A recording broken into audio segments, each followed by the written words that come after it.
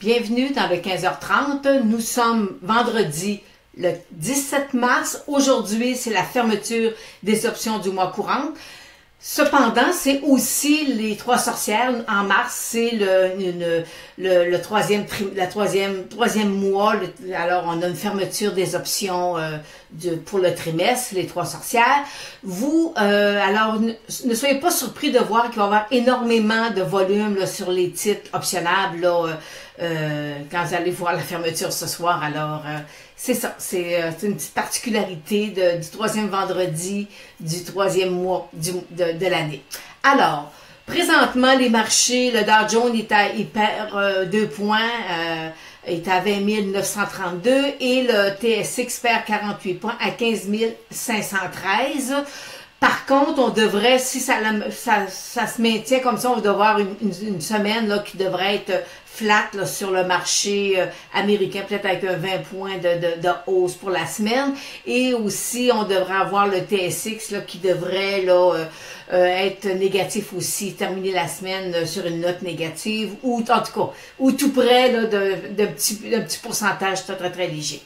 Alors, c'est quand même, on voit là, que les marchés, je ne sais pas si vous remarquez que présentement on a des hausses, mais les hausses là, c'est pas des 200, des 300 points là. Alors c'est un petit peu plus difficile présentement sur les marchés.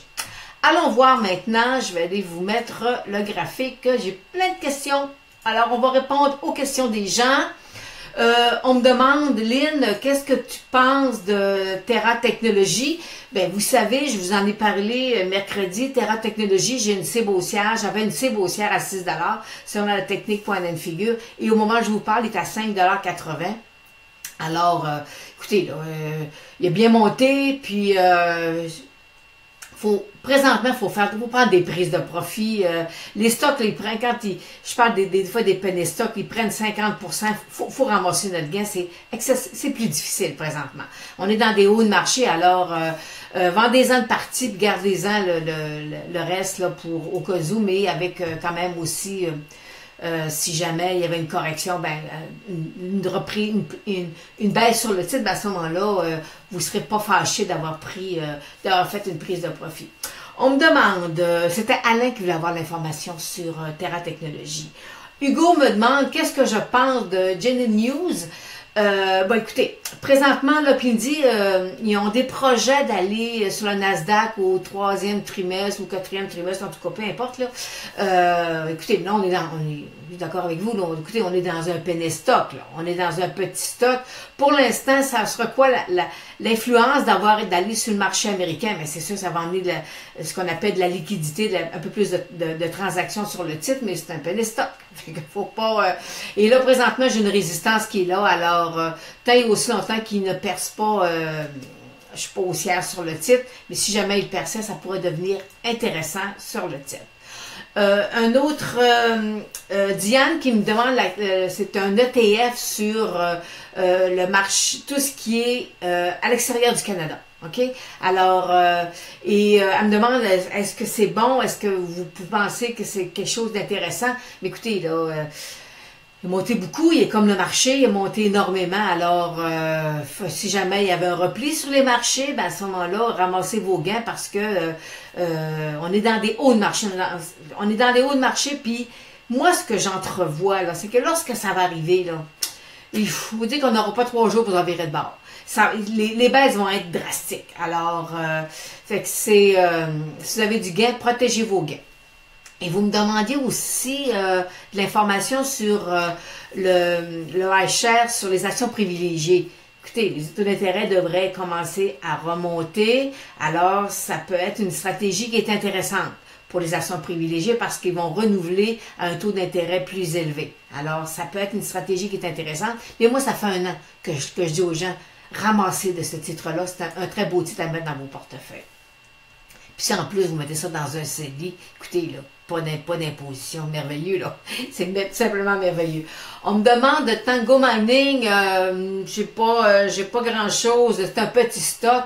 Pour l'instant, moi, il y a rien, parce que la personne me demande, c'est Régent qui me demande, il me dit, Lynn, l'outil moyen mobile 200 jours, la 834, il a tout pris, il a bien étudié, il a bien appris ma leçon. Oui, mais là, il faut que vous compreniez une chose, qu'on est dans les petits stocks, et moi, j'ai un jour découvert que les petits stocks se transigeaient différemment d'un gros stock, et c'est là qu'est venu, j'ai fait la découverte du Saint Graal. Et présentement, je peux vous dire, c'est pas un Saint Graal. Pas du tout. Alors, il ne correspond pas du tout à ce critère-là. Alors, c'est ce qui fait la différence entre un petit stock qui est performant et un autre qui ne l'est pas. Alors, pour l'instant, selon moi, il ne l'est pas. J'ai Lise qui me demande le titre ETG, Entregol. Écoutez, là. Moi, là, j'ai un critère sur le marché boursier.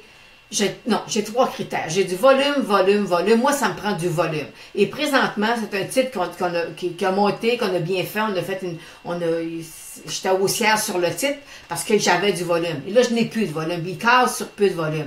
Puis présentement, dans le secteur de l'art, ça va pas très bien non plus. Alors, faut y aller prudemment, là.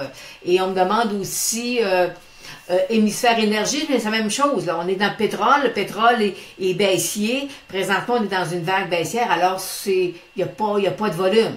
Il y a moins de volume. Alors, on n'achète pas quand il y a moins de volume. Faut regarder ailleurs. Il faut regarder où est le volume. Et j'ai mis en entrée de jeu, je vous demandais, moi je disais que le secteur bancaire attirait mon attention, est-ce que c'est la même chose pour vous? Alors, et là je vous montre, on va faire en rafale, là, je vais vous mettre en rafale quelques titres bancaires, et là présentement, je vous dis que présentement le secteur bancaire est sur faiblesse.